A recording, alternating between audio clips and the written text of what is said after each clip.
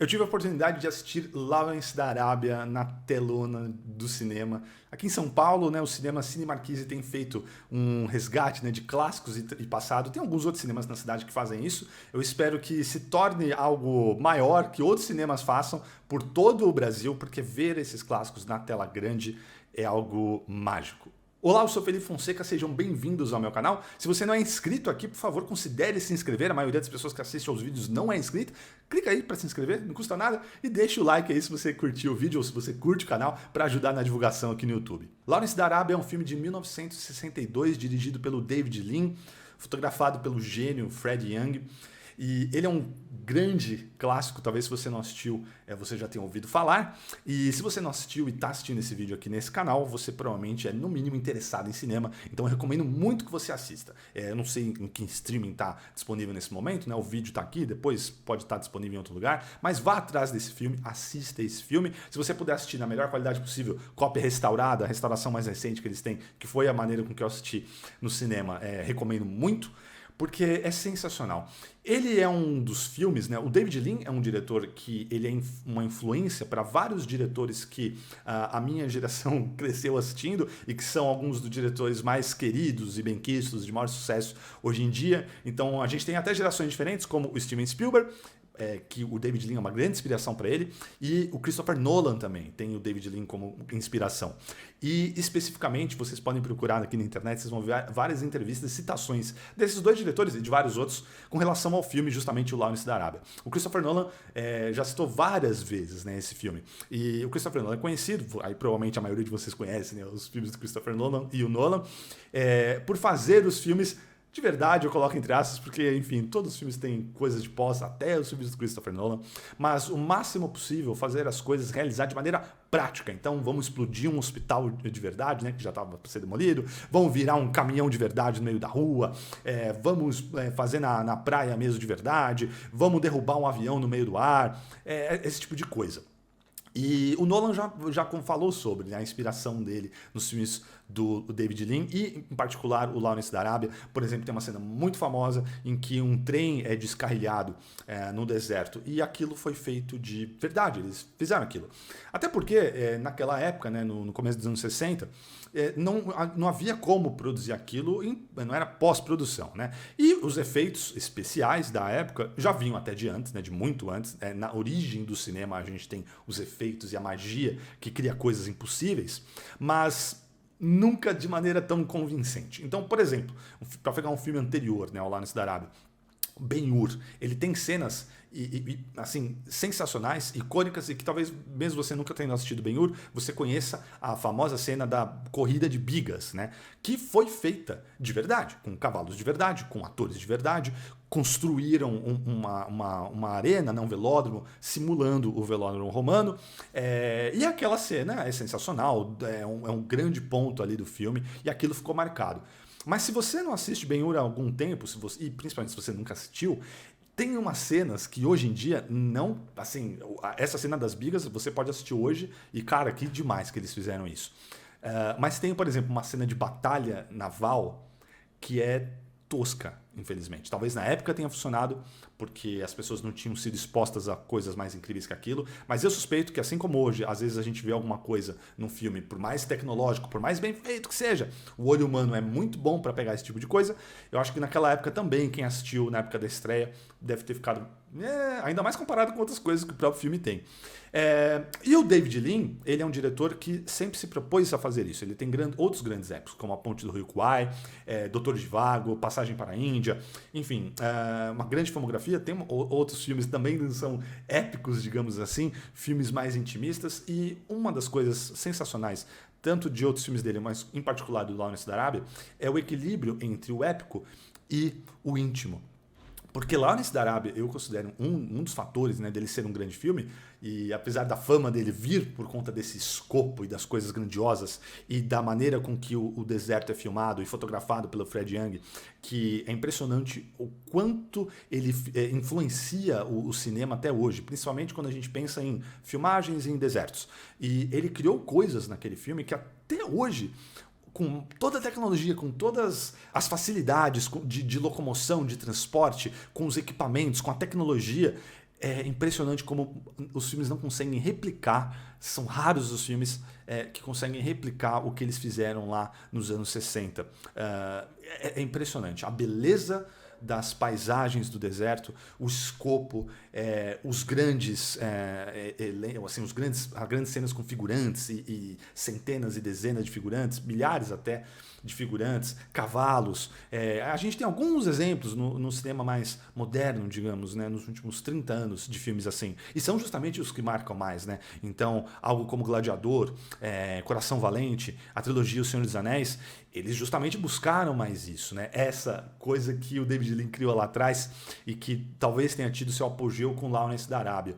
E é muito impressionante ver como permanece, como fica. E esse filme, diferente do exemplo que eu dei de Ben-Hur, né, que tem algumas cenas que, nossa, envelheceram muito mal, esse não tem. Todo momento assim, e eu assistindo na tela, fiquei emocionado assim, muitas vezes, com coisas que não tem a ver com a história. Pelo fazer fílmico, pelo que está sendo feito ali, meu Deus, olha como eles fizeram isso. E aí eu pensando, caramba, com a tecnologia da época, e feito em película, e com esse calor do deserto, e como eles tiveram o que tiveram que fazer para condicionar isso, para conseguir fazer essas cenas, os horários que eles tiveram que esperar, o tamanho da equipe, o peso dos equipamentos na época, que eram muito mais trambolhos do que já hoje em dia. E mesmo assim, olha o que eles realizaram.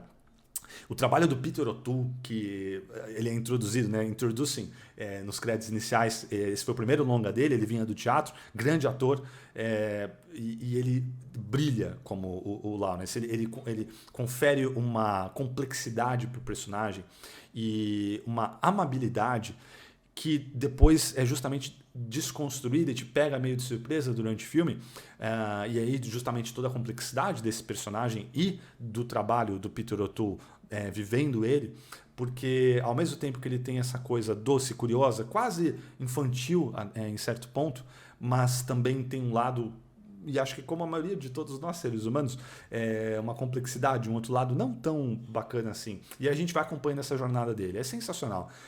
A primeira metade do filme, o filme foi inclusive a sessão muito legal, porque esses filmes começavam, né, no cinema com uma overture, com um popurrí musical dos temas musicais do filme, enquanto o pessoal estava entrando na sala de cinema. Na sessão que eu assisti, eles começaram a tocar isso já quando o pessoal já estava na sala, né, quando já deu o horário da sessão. Curioso que teve gente que achou que tinha alguma coisa errada porque não tinha nada na tela, porque o pessoal não sabia que não, é isso mesmo, é só a música. Mas na época essa música era tocada enquanto o pessoal ainda não estava entrando, o pessoal entrando no clima. Aí começa o filme, beleza? E no meio do filme, mais ou menos, né? Não é exatamente no meio, mas o filme tem quase 4 horas de duração.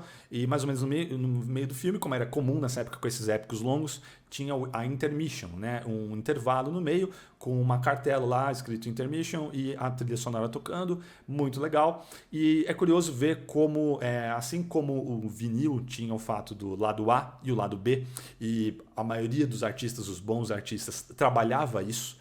E tem muitas brincadeiras muito legais na história da música do que é o lado A de um disco e o que é o lado B de um disco. Isso se perdeu após o LP, né? Não faz tanto sentido, porque você não precisa virar o disco para ouvir, você ouve numa tacada só, seja no CD, seja no MP3, seja no streaming. Mas os filmes, quando tinham essa intermission, também faziam algo. Porque claramente a primeira parte é bem diferente da segunda parte. Tem um outro clima, tem um outro peso. Eu particularmente, e acho que até o que tem de mais famoso, né? Apesar da cena do trem que eu citei ser uma das mais famosas e estar na segunda parte, logo no começo, as coisas mais icônicas desse filme estão na primeira parte. E eu compreendo, porque a segunda parte, e eu vi até alguns comentários quando a sessão terminou, de algumas pessoas comentando e falando, a segunda parte dá uma caída, né? Não é legal que nem a primeira. Porque a segunda parte vai mergulhar mais no personagem, no drama do Lawrence, né? E dos conflitos internos dele. E da resolução daquele universo, né? Daquela situação. Uma história real. Aliás, eu não falei isso no começo, mas para quem não sabe, é inspirado numa história real. Personagens reais, locações reais que se passaram e aconteceram durante a Primeira Guerra Mundial.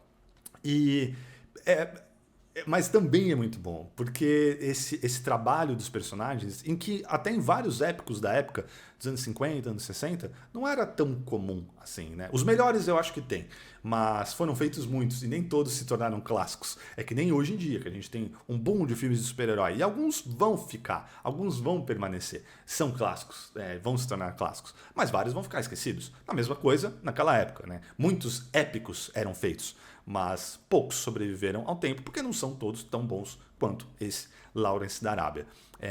E também não dá para falar desse filme e não citar a maravilhosa trilha sonora do Maurice Jarre, que tem uma parceria de vários filmes com o David Lean, e é belíssima, o tema é maravilhoso. E ele surge de maneira épica, ele surge de maneira mais sutil e é uma das trilhas sonoras mais icônicas da história do cinema, sem dúvida nenhuma. Uma cena que eu amo em particular, que une tudo isso, une o deserto, une o Peter O'Toole, une a escala, une a fotografia, une a trilha sonora do Maurice Jarre, é quando o personagem do Lawrence ele recebe de presente do personagem do Omar Sharif, inclusive elenco maravilhoso desse filme, assim, todos os atores, o Alec Guinness, o Anthony Quinn, há uma questão de blackface nesse filme, atores brancos interpretando atores dali do Oriente Médio, então o Alec Guinness usa maquiagem escurecendo a pele, o Anthony Quinn, e isso é um problema. Eu entendo alguém assistir hoje em 2023, principalmente se não tem contexto nenhum, e achar isso um problema, mas eu acho que é uma questão da época. Hoje, obviamente, não é ok, não pode alguém fazer um filme esse hoje e fazer isso, mas na época isso era uma prática, não também na época também alguém não pudesse achar ruim, mas eu acho que isso é um reflexo do que era feito na época. Eu não consigo deixar de achar que as atuações deles são muito boas, do Alec Guinness e do Anthony Quinn nesse filme. Mas tá ali, é um retrato do tempo, da época em que ele foi feito. Mas retomando justamente a cena que eu queria falar, o Omar Sharif dá de presente para o Lawrence as roupas típicas do seu clã. E aí ele sai um pouquinho assim de perto do pessoal, do acampamento, e ele fica ali fascinado, e ele sozinho, ou pelo menos achando que está sozinho, vendo a roupa dele e se divertindo, feito uma criança por estar aquilo. E aí tem essa questão toda, ao longo de todo o filme, né? Desse fascínio do Lawrence pelo deserto, pelos povos árabes, pelos rituais, pelas vestimentas, pela cultura. E é um momento muito singelo e que eu acho lindo, assim, sempre me emociona bastante aquela cena, é linda demais. E é uma cena menor com um personagem. E, enfim, e aí ele não estava sozinho no final das contas e vai se desdobrar. Maravilhoso, bom demais poder ver esses filmes na tela de cinema. Filmes anteriores a mim, muito anteriores, que eu não teria como ter visto no cinema, né, quando estrearam, mas que os cinemas aqui em São Paulo estão voltando, né, a fazer já faz um tempo. E agora com mais força, né, com mais cinemas fazendo. E seria legal se as grandes cadeias, né, os cinemas que não são os cinemas de rua, que eu amo, os cinemas do shopping, Cinemark, UCI, esse pessoal resolvesse fazer isso também, né? Seria muito legal, para poder levar para mais lugares do país também, no interior, assim, converso com vários de vocês aqui, lá no meu Instagram também, no Letterboxd, que moram no interior e que tem essa dificuldade, e eu sei bem, porque eu cresci no interior, e é horrível quando os filmes não chegam, né? E a gente não tem como ver os filmes. E esses tipos de filme, né? Esses filmes já, o catálogo, né? Os filmes do passado, poderem passar de novo e uma nova geração poder ver esses filmes na telona é algo maravilhoso. Inclusive, vai acontecer isso no momento que eu faço esse vídeo. Se você já está assistindo no futuro, eu já devo ter assistido. Mas no momento que eu posto esse vídeo e que eu gravo ele, os próximos filmes que eu vou assistir no cinema, rever aí, porque eu vi na época, mas agora vou rever, a trilogia Senhor dos Anéis estendida, as versões estendidas. Eu cheguei a ver as versões estendidas também na época. Aqui em São Paulo teve sessões especiais no final de ano, antes do Retorno do Rei. Então teve da Sociedade dos Anéis das Torres, e eu assisti, e agora eu vou rever, 20 anos depois, essas versões estendidas na tela de cinema. E tem muita gente que não viu, gente mais nova, ou até gente da minha idade, ou mais velha, que não pôde pegar na época, né? Eu tô vendo o pessoal muito empolgado para poder ver esses filmes na telona. E eu sempre digo, ver filmes na telona, seja qual filme for, não precisa ser um grande épico, que nem Lawrence da Arábia ou O Senhor dos Anéis. Qualquer filme, pode ser uma comédia romântica com 2 personagens, na telona, a experiência é sempre melhor. E é isso. Muito obrigado sempre pela audiência de vocês. Deixe aqui nos comentários se vocês já assistiram Lawrence da Arábia, qual que é a relação de vocês com esse filme e qual clássico que vocês sonham em ver na telona. Deixe aqui nos comentários, quem sabe um cinema aí não pode ver as sugestões de vocês e planejar uma sessão, uma volta às telas. Eu prometo que se vocês deixarem aqui, eu falarei com os gerentes de cinema que eu conheço para dar essas sugestões. Muito obrigado sempre pela audiência, a gente se vê no próximo vídeo. Um grande abraço e até mais.